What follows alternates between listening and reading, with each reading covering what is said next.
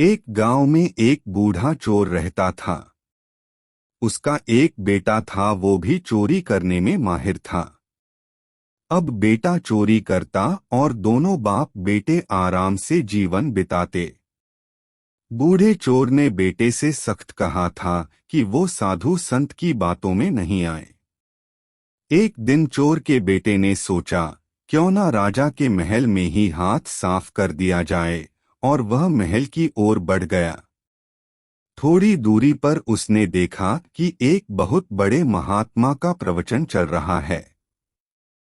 पिताजी ने मना किया है, ये सोचकर वह कानों में उंगली डालकर वहां से भागने लगा।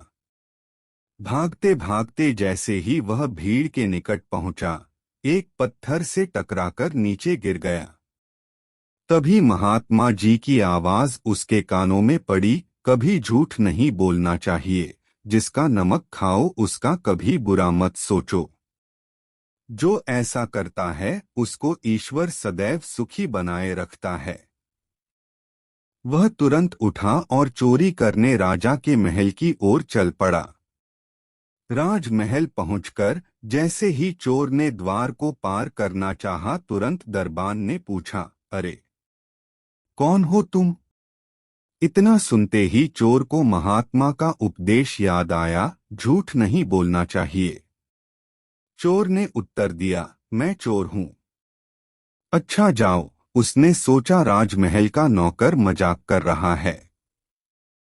सच बोलकर चोर को राजमहल में प्रवेश मिल गया। चोर एक कमरे में घुसा। वहां उसने ढेर सारे पैसे तथा जेवर देखे।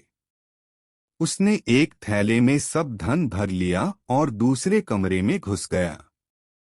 वहां अनेक प्रकार का भोजन रखा था। वह खाना खाने लगा। खाना खाने के बाद वह थैला उठाकर चलने लगा कि तभी फिर महात्मा का उपदेश याद आया, जिसका नमक खाओ उसका बुरा मत सोचो। रुकिए, अगर आप महाकाल के सच्चे भक्त हैं तो इस वीडियो को लाइक करें ताकि हम महाकाल से आपकी सलामती की प्रार्थना कर सकें। जय महाकाल। अब कहानी पर वापस आते हैं।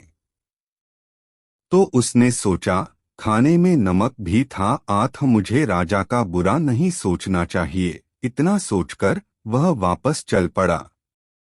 पहरेदार ने फिर पूछा, क्या हुआ, चोरी क्यों नहीं की? चोर ने कहा, जिसका नमक खाओ उसके यहाँ चोरी नहीं करते, इसलिए सारा धन रसोई घर में छोड़ आया। तभी रसोइये की आवाज आई, चोर पकड़ो पकड़ो। तो दरबान ने चोर को दबोच लिया और राजा के सामने पेश किया। पूछने पर राजा के सामने चोर ने कहा कि मैंने तो सत्य कहा महाराज कि मैं चोर हूं, किंतु मैंने आपका भोजन खा लिया और जिसका नमक खाते हैं वहां चोरी नहीं की जाती। मैं धन छोड़कर भाग रहा था। चोर के उत्तर से राजा बहुत प्रसन्न हुआ और उसे अपने यहाँ नौकरी दे दी। राजमहल से घर जाकर चोर ने अपने पिता से कहा, देखिए पिताजी, महात्मा की बात मानने के कारण ही आज मुझे दरबार में नौकरी मिली। महात्माओं के प्रवचन से सभी का कल्याण होता है।